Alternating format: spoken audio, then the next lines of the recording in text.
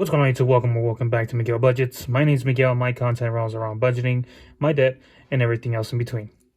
So we are 2 Fridays into February, and today I'll be updating you on how much I entered the month with. So let's begin. Before we do that, let's take a look at January, and let's look at the amount that we sent throughout the month of January. Let me zoom you guys in a little bit so you guys can see these numbers better. So throughout January, I was able to close out one account, which is, actually, I'm lying, 2 accounts, but we reopened.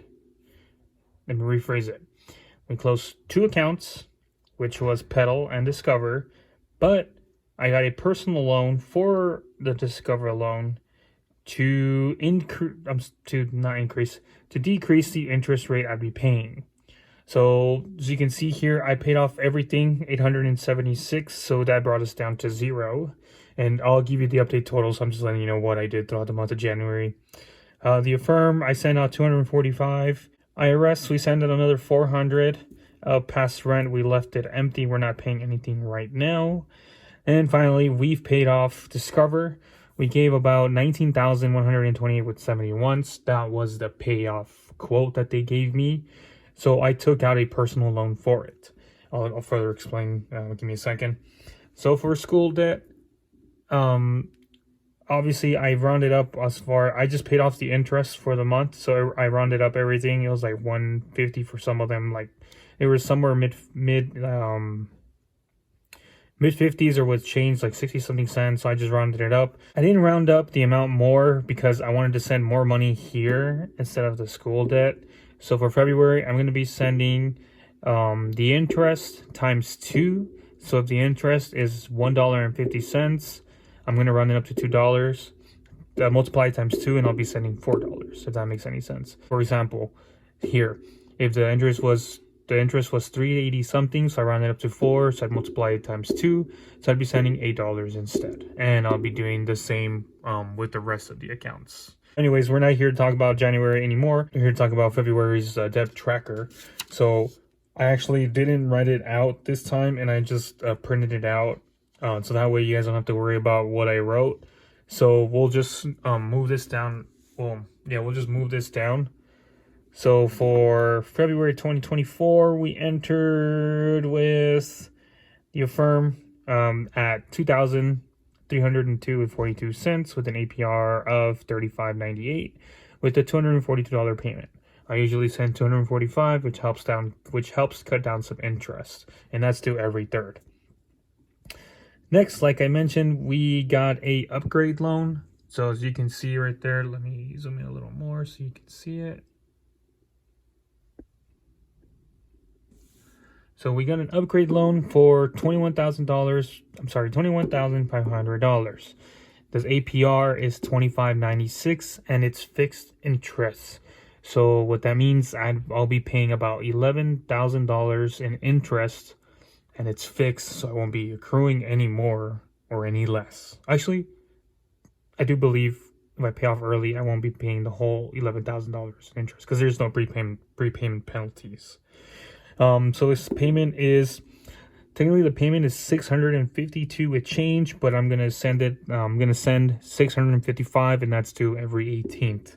This is the best decision I've done to pay off the Discover because I was earning 29.65 interest, and if I sent, I was a calculator, and if I sent 655 for the rest of the time being, I would be paying about maybe $13,000 to $16,000 in interest, and that's if I paid 655. Next, I wrote down all the paid off cards just so I can see my progress. Here we'll have the Discover. It's paid off. I put everything at 0. I paid off the Affirm, Best Buy, paid off the Affirm, AT&T. I paid off Pedal, and I paid off the Honda. So the last 2 that I have that I need to pay off as well are the 0% interest, or say for example the IRS, which I now owe $2,968, and this should be paid off in February because my wife and I will be filing our taxes that month, and we should get our return fairly soon or fairly quick. And then finally, we have the past rent, it's sitting at 17,476. I haven't sent anything yet just because my main focus is to bring these two down first. And that is my sole purpose right now. I don't know if you noticed, but you can see the APRs are the highest up here, which means I'll be converting from my snowball method into the avalanche method. And the only reason why I'm doing that is because this is a small amount. It's $242.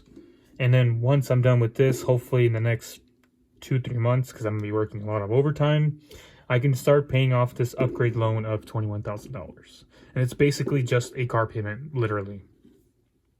So anyways, doing the whole math between these four accounts, as far as my consumer debt, brings me up to $44,246 with 42 cents. And if you notice, it's only about $1,000 difference that I'm entering with. So let me put them side by side. Actually, I'll do it later. So next I'll jump into my school debt, which there isn't much change to them since I've only sent small amounts, but it brings me down to $32,872.34. So we'll compare the two, January and February. So I'll put them aligned with January to the right. And as you can see, it's not much of a difference as far as increase in debt.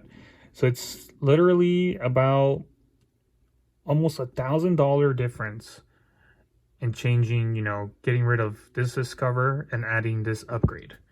Literally $1,000, which I don't mind because that's going to help me out in the long run. I don't have to pay that much interest towards something that, will accrue interest immediately or skyrocket the interest rate. So I really don't mind as far as that. I know this will be at zero balance. So what I'm going to do is I'm probably going to freeze the card or just buy something small so we can keep the account active. The same thing I'm going to do with Pedal. I'm going to buy something small and pay it off immediately so I can have that card active and they don't close it and then it'll impact my credit score.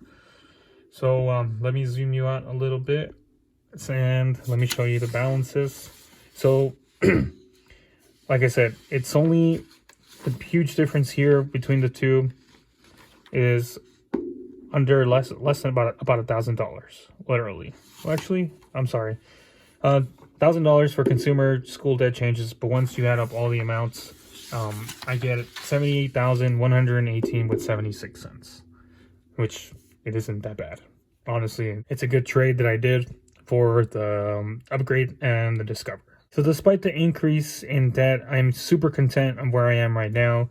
I have a game plan. I'm going to use the Avalanche method just because, I know I can pay this off in the next 2 to 3 months, just because I'm working a lot of more overtime. And then I can definitely focus on this upgrade balance of $21,500. Not only that, but by the end of this month, this IRS bill should be at zero and we will no longer have to worry about it.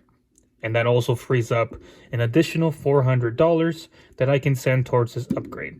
So minimum, I should be sending about almost $800 to $1,000. Or I can use that money to start investing and start saving into a Roth IRA so that I can start getting my future and my wife's future ahead. So there you have it. I updated you on my total balances entering the month of February. So if you enjoyed the video, feel free to like, subscribe, hit the notification bell to get notified whenever I upload a new video and to continue following my journey. And as always, I'll see you on the next one.